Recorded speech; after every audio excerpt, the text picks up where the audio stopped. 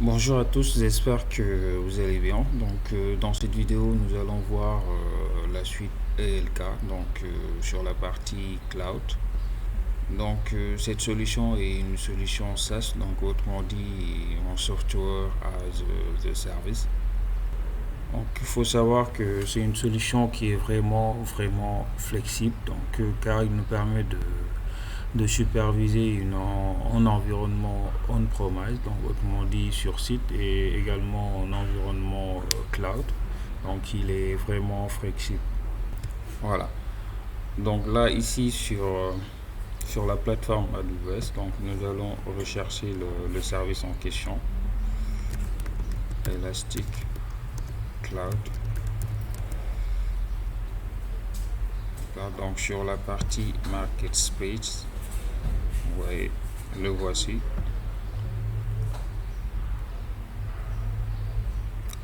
Donc là, vous allez vous créer en compte. Donc là, on utilise l'option gratuit. Donc ici, vous cliquez sur View Resources. Voilà. Donc là, je m'étais déjà connecté, d'accord, parce que j'ai déjà un compte. Donc vous, dans votre cas, vous allez poursuivre la création de compte, et une fois la création terminée, vous allez être redirigé sur cette page là. Donc là, nous allons accéder à l'interface en question, donc ici sur le quatrième élément. Voilà.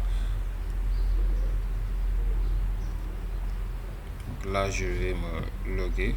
Donc ici aussi, vous, au moment de la création du compte, vous avez la possibilité de vous connecter avec votre compte Google. Donc c'est plus simple. Voilà. Maintenant, une fois sur cette page-là, vous avez un environnement vide, donc il faudra créer un déploiement. Voilà. Donc là, vous lui donnez un nom, donc ici, groupe 3. Et là, vous choisissez la plateforme sur laquelle vous voulez évoluer. Donc ici, dans notre cas, c'est AWS. Et vous cliquez sur Créer, déployer. Voilà. Ah, donc là, il vous donne vos identifiants, vous pouvez les télécharger. Voilà, et vous patientez.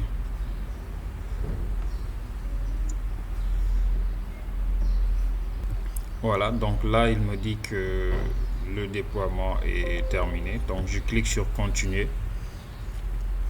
Et là, il va préparer l'environnement.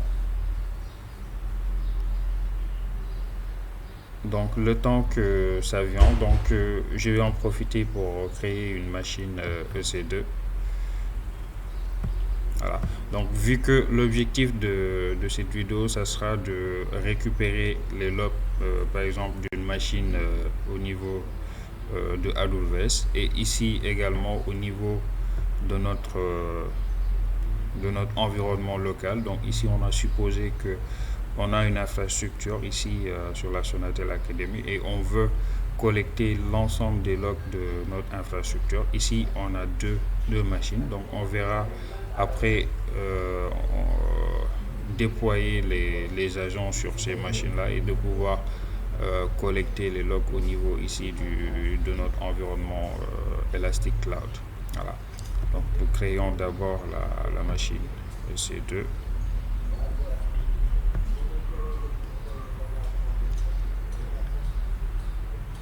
Voilà.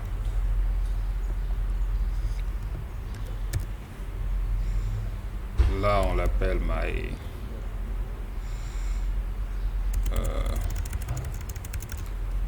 VM groupe 3.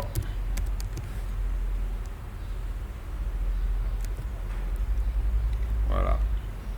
Donc pour les autres paramètres, on va laisser par défaut. Donc l'image, on prend Amazon Linux par défaut. Et ici, pour la clé, donc déjà. Voilà, donc tous ces paramètres là on va laisser par défaut et on clique sur Launch.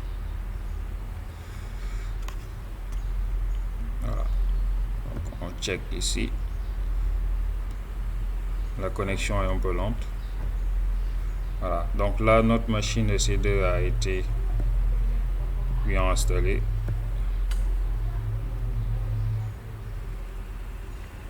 D'accord. Voilà.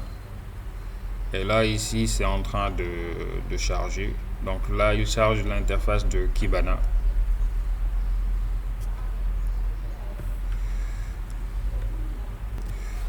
Voilà. Donc là ici il vient de charger. Donc on arrive sur cette interface là. Donc nous avons plusieurs options. Mais nous ce qui va nous intéresser c'est la partie Observability. Donc on clique sur Observability.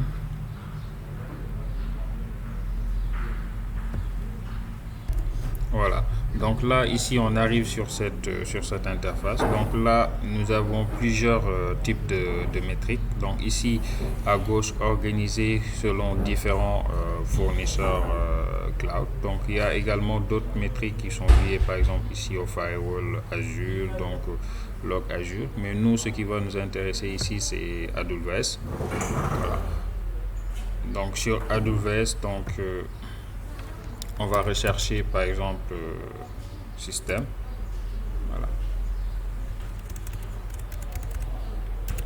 Voilà. Un instant, j'enlève le filtre. Voilà. Donc là je récupère. Donc cet agent là va me permettre, donc c'est comme avec ce qu'on avait fait avec Metricbit. Donc là ça va nous permettre de récupérer l'ensemble des informations sur notre EC2. Voilà. Donc là ici on arrive sur cette interface, on va cliquer sur Add System. Voilà. Donc là il va me donner les instructions pour pouvoir déployer l'agent. Donc ici on va se connecter pour gagner du temps. Voilà. Là on se connecte. Voilà.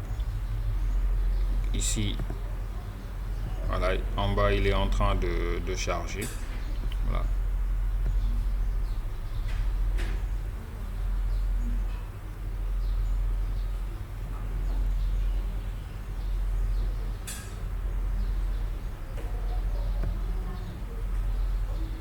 Voilà, donc là c'est toujours en train de charger. Voilà. Donc c'est la connexion qui est un peu lente.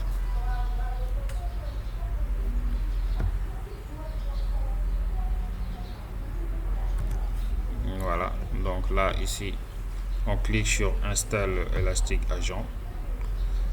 Voilà. Donc là si on scrolle un peu, ici selon votre système d'exploitation vous avez les instructions pour pouvoir installer l'agent sur la machine que vous voulez superviser. Donc ici on a des versions pour Windows, Linux, Mac, donc ça dépend. Voilà. Donc ici nous dans notre cas on va prendre Linux. On commence d'abord par copier celui-là et ici sur notre EC2, voilà.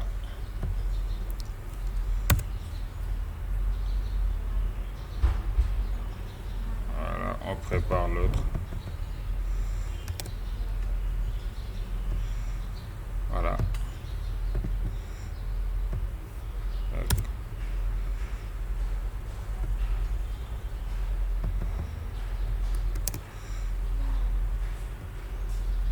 Voilà.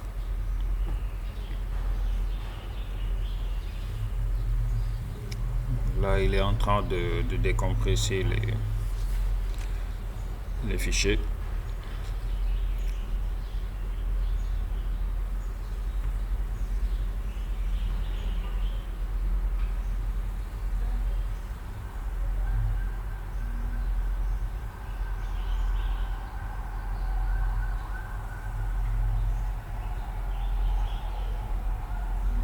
D'accord.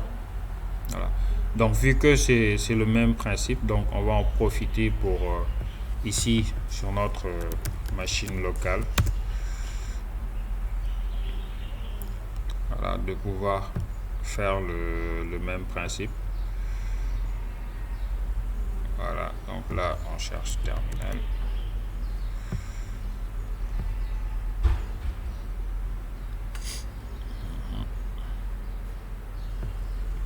Voilà, ici sur le cloud. Donc cette fois-ci, voilà.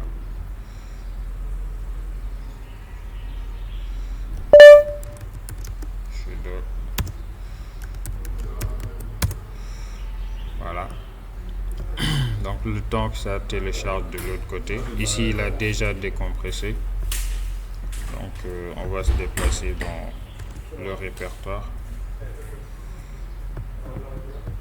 Voilà. Voilà. Donc je rafraîchis un peu. Et ici la dernière ligne.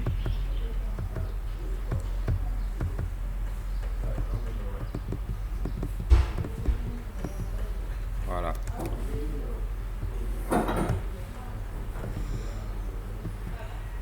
On colle ça. Voilà. Donc là on valide avec yes.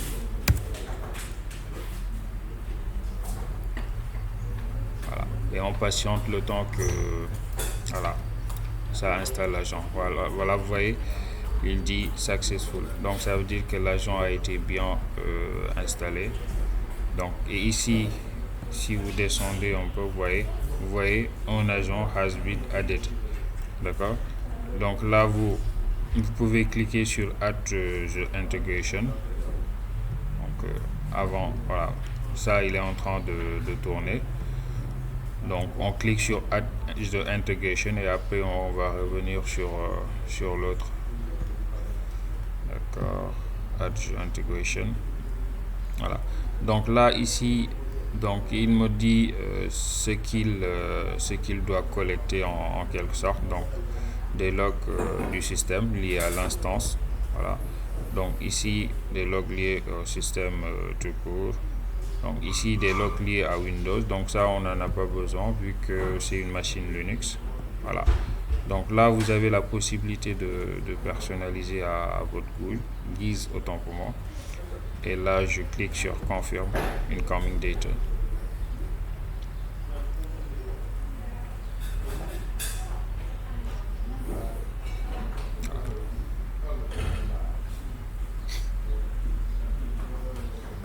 Voilà. Donc là vous voyez il a déjà commencé à récupérer les logs. Donc provenant de notre machine ici EC2. D'accord, donc là je clique sur View Asset. Voilà. Donc nous allons ici sur la partie observation. Voilà, ici. Donc ici logs.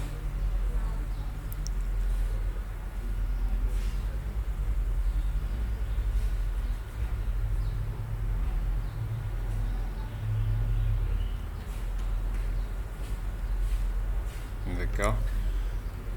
Donc ça rame un peu.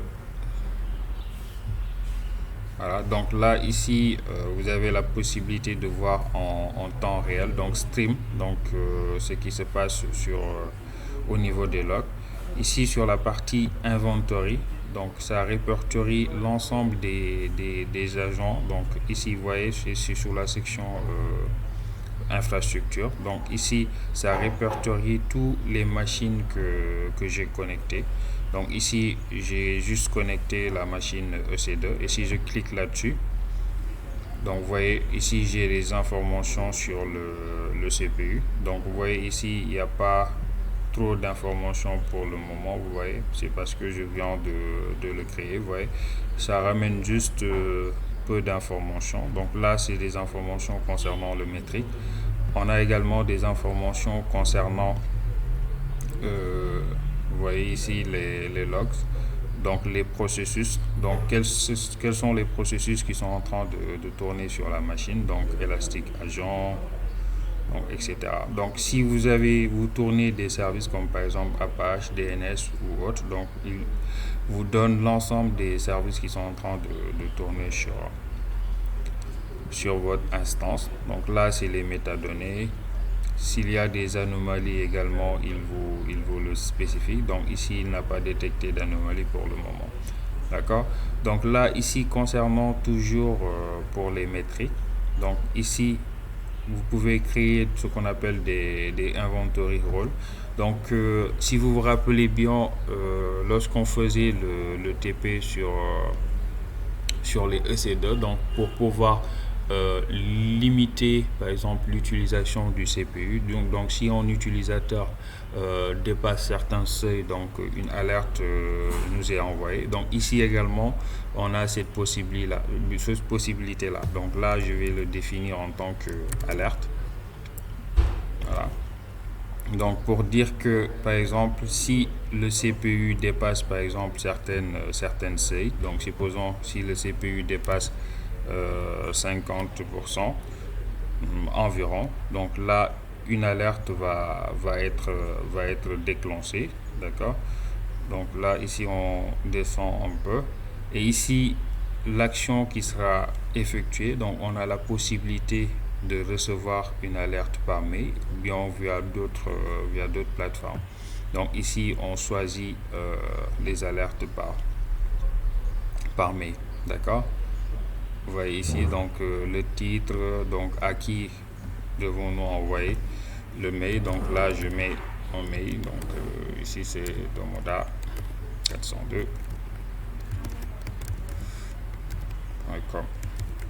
Voilà. Donc ici titre, donc je vais mettre alerte CPU. D'accord. Et là je peux sauvegarder. Voilà. Donc j'ai créé une alerte. Donc si le CPU dépasse 50%, donc je vais recevoir une alerte. Maintenant ici au niveau de la partie dashboard, voilà. Donc ici on aura l'interface graphique pour pouvoir visualiser l'ensemble des données métriques. Voilà. Donc ici vous voyez il nous donne plusieurs métriques. Donc ici on prend par exemple celui-là, donc le host overview.